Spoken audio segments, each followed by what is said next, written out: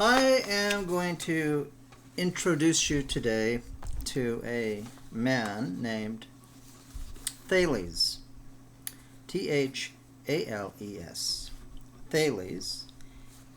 So who is Thales? Thales was the first philosopher.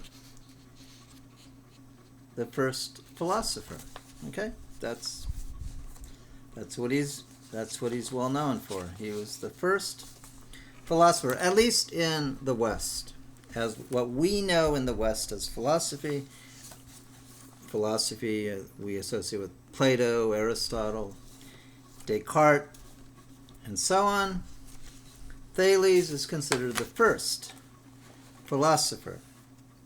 He lived, or as they say, he flourished around 585 BC, and they know that because he predicted a solar eclipse that occurred in 585 BC. Now, as to exactly the details about that prediction, it's a little vague, but he did predict a solar eclipse in 585 BC. Whether he predicted the actual date or just the year is really not known.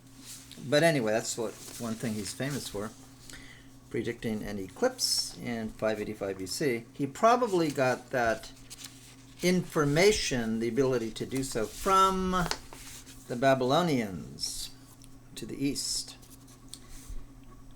So that's a little about Thales, about who he was. Bertrand Russell says in his classic book, The History of Western Philosophy by Bertrand Russell. Bertrand Russell says this when he's talking about Thales. He says, in every history of philosophy for students, the first thing mentioned is that philosophy began with Thales, who said that everything is made of water. This is discouraging to the beginner who is struggling, perhaps not very hard, to feel that respect for philosophy, which the curriculum seems to expect. So, everything, Thales' the thing that he's most known for is his belief or hypothesis that everything is made of water. And Russell says, that upon hearing that, is going to be very discouraging to the beginning philosophy student who might think that is kind of not a very wise thing to say. And it might sound, well, but why, what's so great about that? I mean, obviously everything is not made of water. But as Russell points out, that hypothesis is really not that bad of a hypothesis, because, and Russell was writing in 1945, he says 20 years before, which would be around 1925, he said the leading theory among scientists was that everything was made out of hydrogen, and water is 2/3 hydrogen, H2O. So that wasn't too bad of a guess. Everything is made out of water. Now, let me say something about a few things about why Thales' hypothesis that everything is made out of water is really not as foolish as it might seem. It introduces some very important themes that will reappear in the future of philosophy for the next 2,500 years. One of the themes that Thales introduces is the distinction between appearance and reality, which is a major theme that runs through all the great philosophers. So what do I mean by that? Well, simply that the way the world appears to be is not the way it is. So when Thales says that everything is made out of water, it definitely does not appear to be the case that that's true. We look around, we see deserts, we see trees, we see rocks, we see fire. Oh, they definitely don't seem to be anything like water. So when Thales says everything is made out of water, that is a radical statement. I mean, he's saying to us that the way the world really is definitely not the way it appears to be.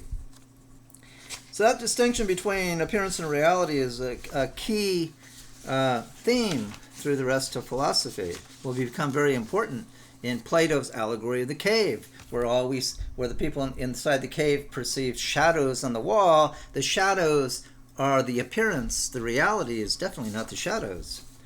And you will get that appearance-reality distinction very strong in somebody like Descartes, René Descartes. Okay? So anyway, that's the first thing I want to say about what Thales said.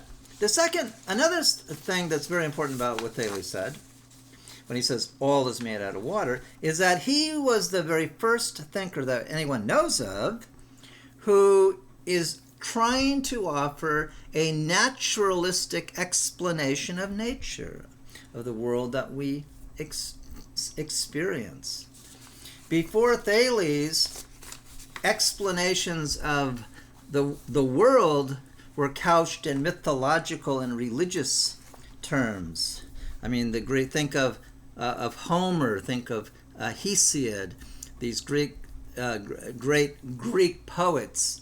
They told stories of the gods.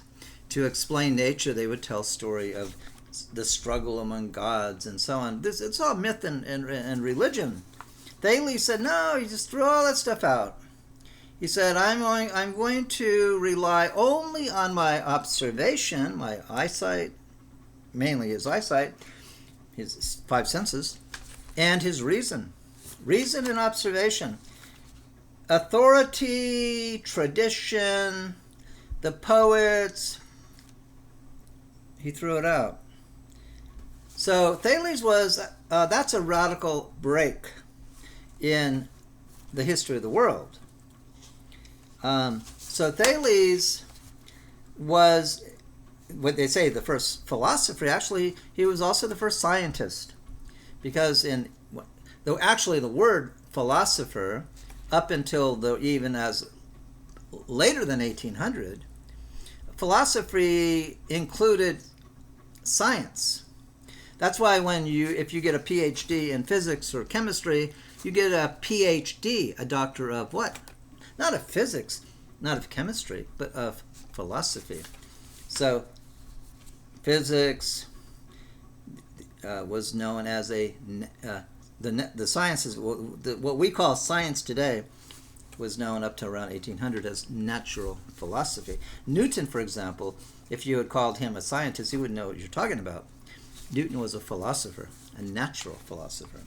So Thales is considered the first philosopher, but also the first scientist. So he introduced the appearance-reality distinction. He introduced the notion that reason itself is all that we have, is all that we can use, and sense perception. Reason and sense perception is all that we can use to determine what the world is made out of, and how it functions. The world for Thales is a rational world. It's a world that can be understood, and we can understand it through our reason and sense perception. We don't have to rely upon poetic traditions. So Thales is very important for those two reasons that I just mentioned. So appearance, reality, and the beginning of modern science. Another a very important thing about Thales is that another great theme that appears throughout the next a couple thousand years of philosophy is the theme of unity and diversity. Thales was looking for what is referred to as the arche, or the fundamental principle that underlies everything in the cosmos.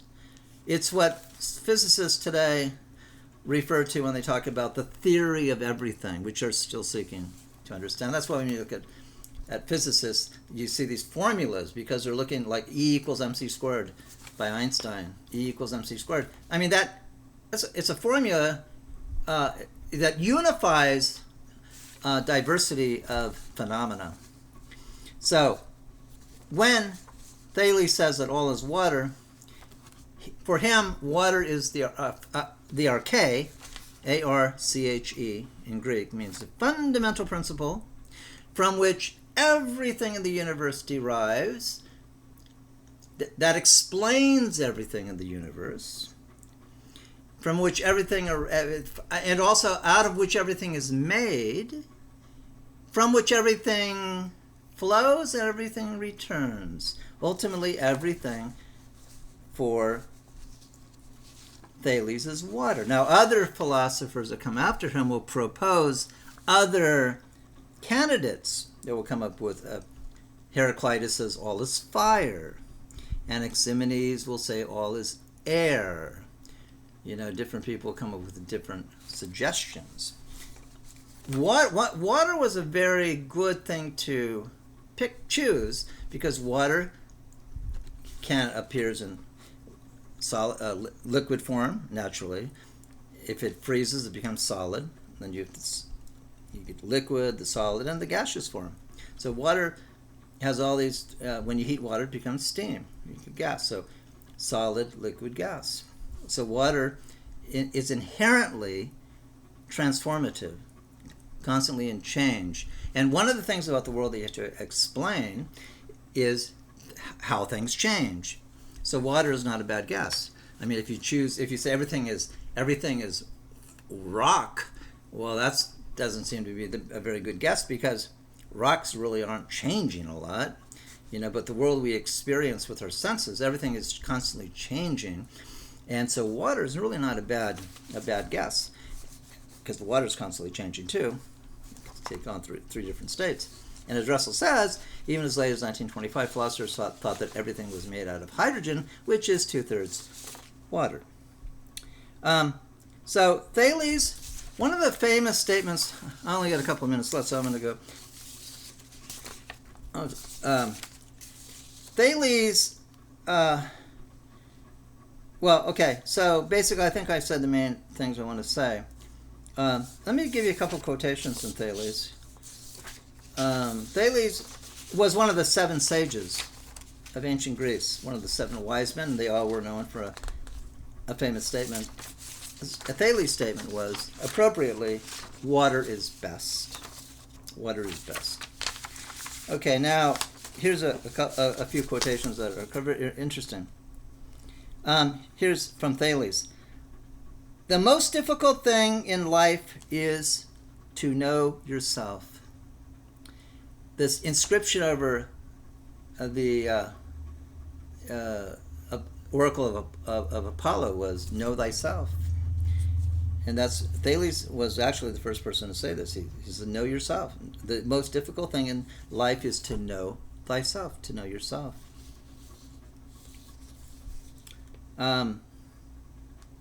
Here's another thing he says: "Nothing is more active than thought, for it flies over the whole universe. Nothing is stronger than necessity, for all men must submit to it."